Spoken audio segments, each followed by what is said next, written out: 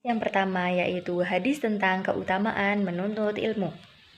An Abi Hurairah qala Rasulullah sallallahu alaihi wasallam wa man salaka tariqan yaltamisu fihi ilman sahalallahu tariqan ilal jannah, rawahul Muslim, yang artinya barang siapa yang menempuh suatu jalan untuk menuntut ilmu, maka Allah Subhanahu wa taala akan memudahkan baginya jalan menuju surga.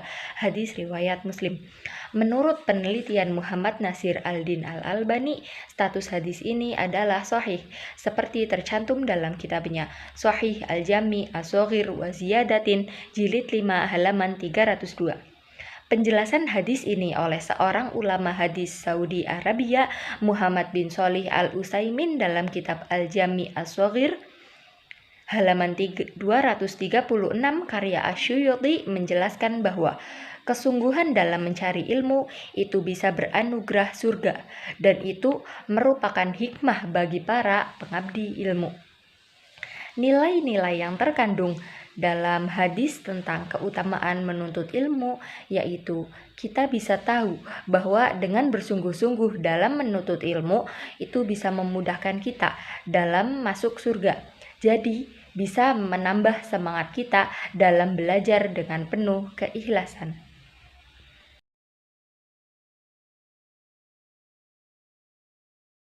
Hadis yang kedua yaitu hadis tentang mengelola lahan.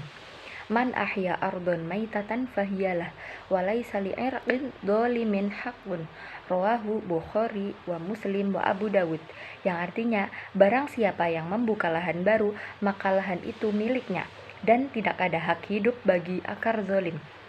Status hadis ini yaitu sahih karena terbebas dari syadz dan ilat. Hadis ini juga bisa dijadikan sebagai hujjah karena berstatus sebagai sahih li dzatih. Hadis ini memperkuat anjuran untuk memanfaatkan lahan tidur. Usaha memanfaatkan suatu lahan yang tidak tergarap, maka lahan itu menjadi miliknya, bukan hasil dari usaha yang menjadi miliknya atau bisa dinikmati. Nilai-nilai yang terkandung dari hadis tentang mengelola lahan yaitu dapat menghindarkan kita dari sifat-sifat yang dapat merusak lingkungan dan menanam jiwa peduli bertanggung jawab terhadap kelestarian lingkungan.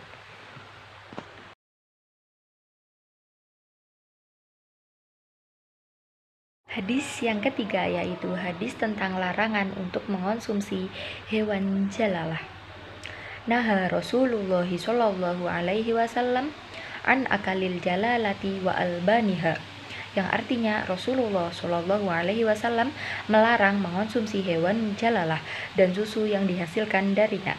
Hadis riwayat Abu Dawud. Menurut Syekh Al-Albani mengatakan bahwa hadis ini sahih, sehingga hadis ini bisa dijadikan sebagai hujjah.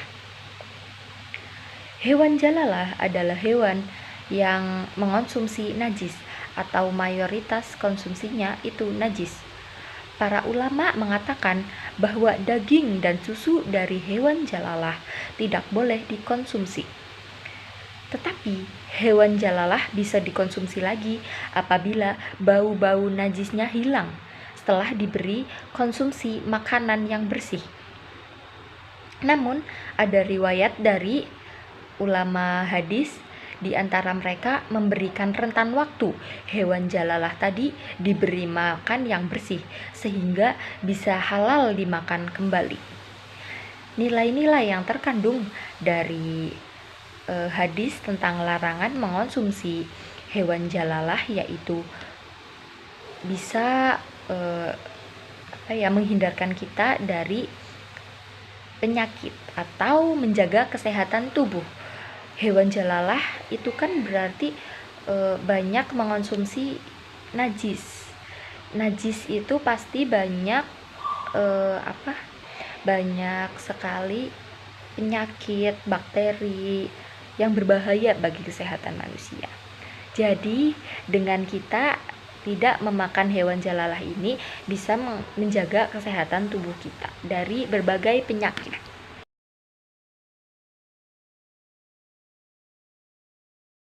Hadis yang keempat yaitu hadis tentang habatus sauda.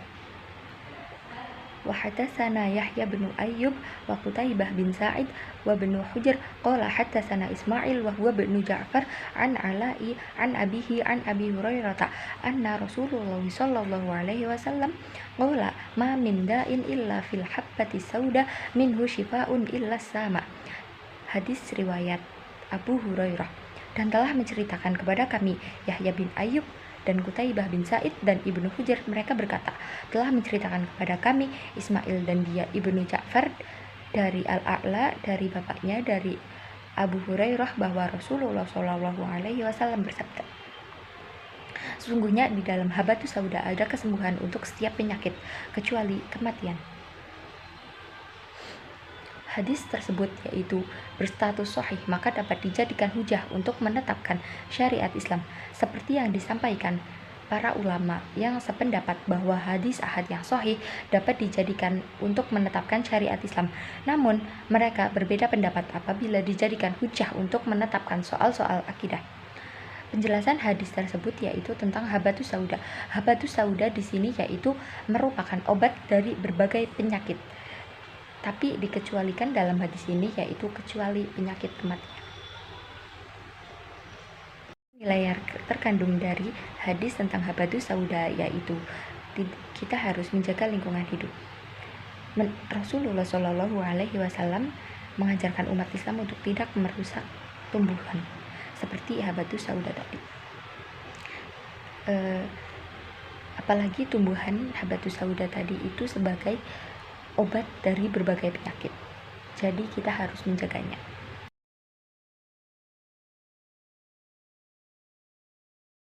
Hadis yang kelima yaitu hadis tentang matematika.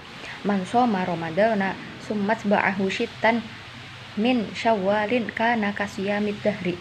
Yang artinya, barang siapa berpuasa Ramadan lalu dilanjutkan dengan puasa 6 hari di bulan Syawal, maka seolah-olah telah berpuasa setahun penuh. Hadis riwayat Muslim. Menurut Muslim, hadis ini sahih, terbukti dengan mentahrij hadis tersebut. Penjelasan menurut Supiyarmo dalam buku Penerapan Operasi Hitung yaitu penjelasan matematik yang dilakukan terlalu sederhana karena menggunakan perkalian 10 atau standar minimal dari keutamaan pahala yang mungkin diperoleh oleh seorang yang melakukan ibadah tersebut. Jadi, seorang muslim melakukan puasa 36 hari. 36 hari itu dari 30 hari Ramadan dan 6 hari Syawal dikalikan dengan 10, maka diperoleh hasil 360 hari. Nilai-nilai yang terkandung dari hadis tentang matematika tersebut yaitu kita jadi tahu amalan apa yang harus dikerjakan yang pahalanya sama dengan berpuasa setahun penuh.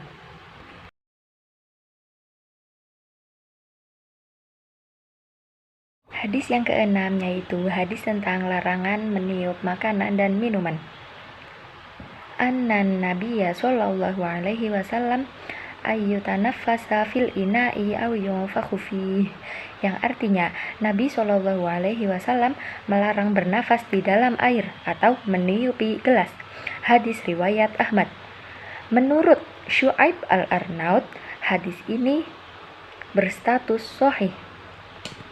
Nah, kesimpulan dari hadis tentang larangan meniup makanan dan minuman dalam hal kimia yaitu apabila kita menghirup atau meniup asap yang ditimbulkan dari minuman yang kita akan minum, maka akan timbul zat kimia berupa asam karbonat. Zat kimia tersebut dapat menyebabkan penyakit jantung.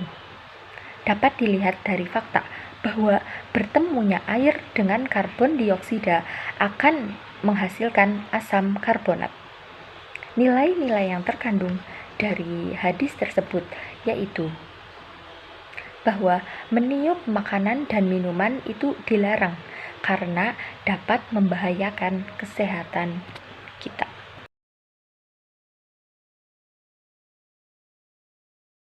Hadis yang ketujuh yaitu hadis tentang terbelahnya bulan. An Anas bin Malik radhiyallahu anhu anna ahla Makkah sa'lu Rasulullah sallallahu alaihi wasallam ayyuriyahum ayatan fa'rahum al-qamara syiqtaini hatta ra'wa hira'an bainahuma, yang artinya dari Anas bin Malik radhiyallahu anhu bahwa penduduk Mekah meminta kepada Rasulullah Shallallahu alaihi wasallam agar beliau menunjukkan mukjizat. Maka beliau memperlihatkan kepada mereka bulan terbelah menjadi 2 bagian hingga dapat terlihat gua Hiro dari celah di antaranya. Hadis riwayat Bukhari nomor 3579. Menurut Maulana Muhammad Ali, hadis tentang terbelahnya bulan tidak terdapat dalam kitab Shahihaini, sehingga memungkinkan ini hadis lemah, meskipun bisa dikuatkan dengan hadis-hadis mirip yang lain. Jadi, status hadis ini termasuk hadis yang lemah. Penjelasannya menurut Zakir Naik dalam bukunya Miracle of Al-Quran and As-Sunnah bahwa kejadian terbelahnya bulan adalah mukjizat paling nyata terjadi untuk menguatkan kenabian Nabi Muhammad SAW.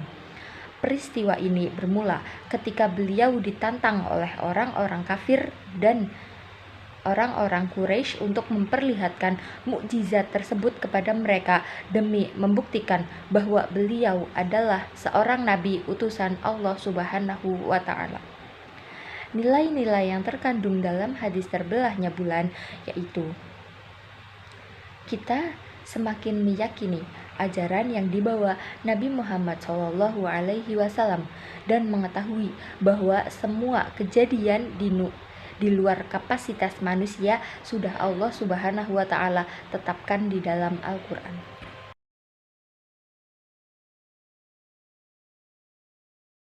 Hadis yang ke-8 yaitu hadis tentang terbitnya matahari dari barat.